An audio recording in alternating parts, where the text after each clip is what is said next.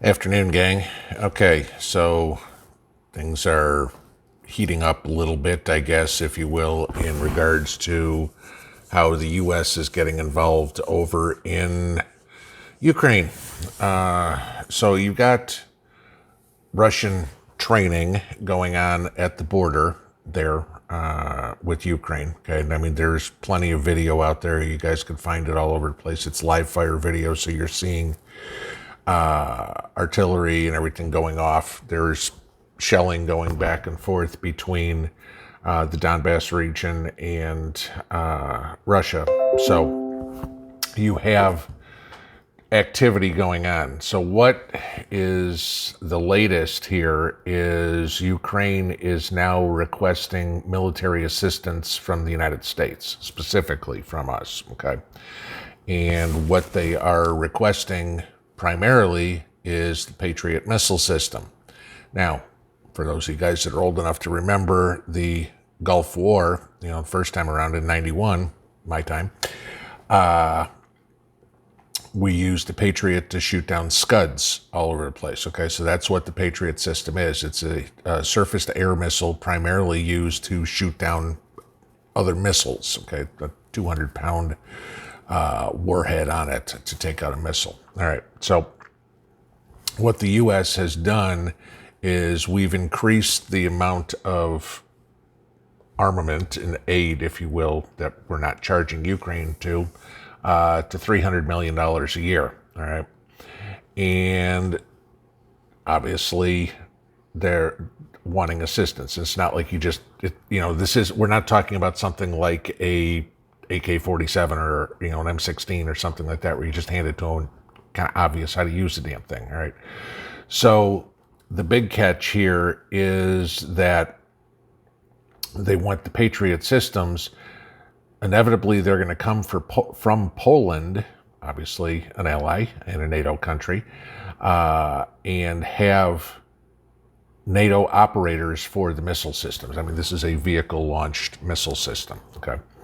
You don't just throw somebody the keys and say, here, go have fun. It's not Daddy's Mustang here.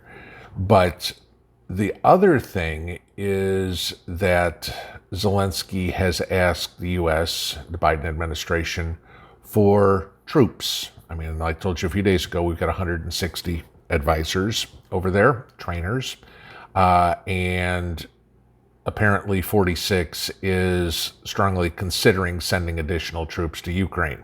Now, I'm going to go back with this. I said this the other day. I have a feeling where those additional troops are going to come from is from Afghanistan, because we're 10 days away from the troops supposed to be out of Afghanistan, and it makes a whole lot more logistical sense to move somebody from the Middle East up to Southeastern Europe than it does to move them from the U.S. Now, mustache hair.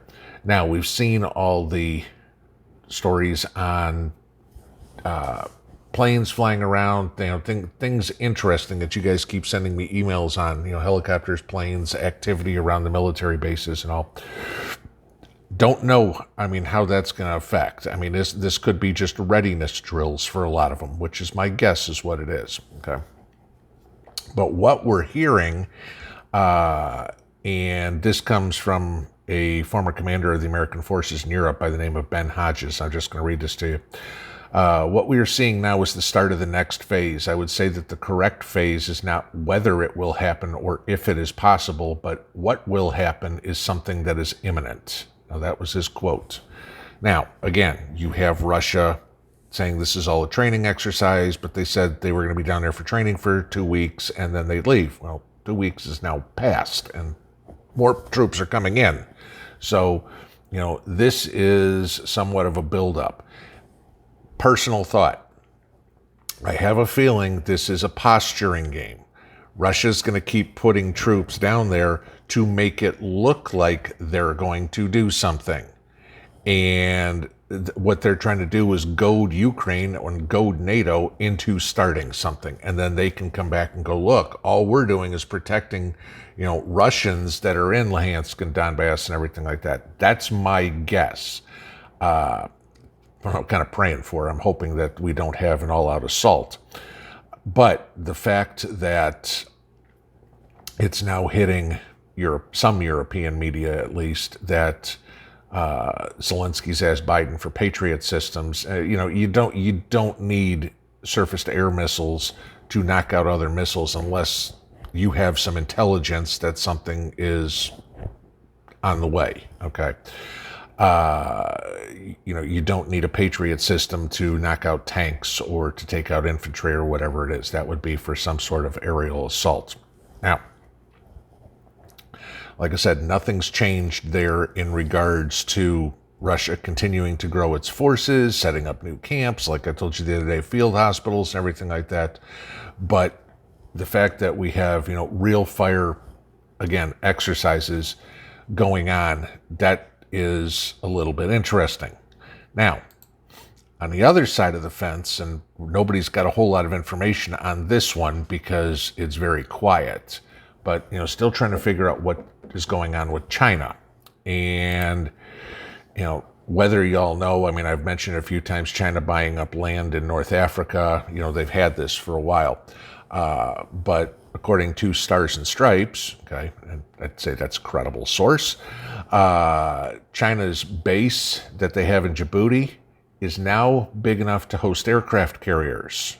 Okay, and this is on the Red Sea, so we're not talking about that far away from what's going on in Ukraine. Can't say anything's related, but it was just something I was reading and I found very interesting that, China's base in Africa can now handle an aircraft carrier. Here's the issue. China only has two, okay? And both of them are former Russian aircraft carriers, one that's been completely retrofitted and one that is in the process of being retrofitted. And then China's building one on their own that is expected to be seaworthy in 2024. Well, that's 3 years away. Okay, now, why is China making a naval base large enough to hold aircraft carriers when they only have two and one is only really operational? You see why would, especially with everything going on in Taiwan, why that would be obviously where they'd keep an aircraft carrier, you'd assume. Okay, so why they have one that is in North Africa makes no sense to me unless it is going to be a port for an ally's aircraft carrier. That's where I'm kind of going with this. Now, I know this came out yesterday and there was some conversation on it about the new commander of the Indo-Pacific Command for the Navy and kind of what's going on there. Rumors, there's been other channels that have mentioned that, China has taken their nuclear forces and put them on a ready alert status and everything. I'm going to give you this, okay? And again, I'm not trying to steer you away from other sites or anything like that. There's some people doing some good work, but there's also some people that are putting out speculation as fact, and that's not good.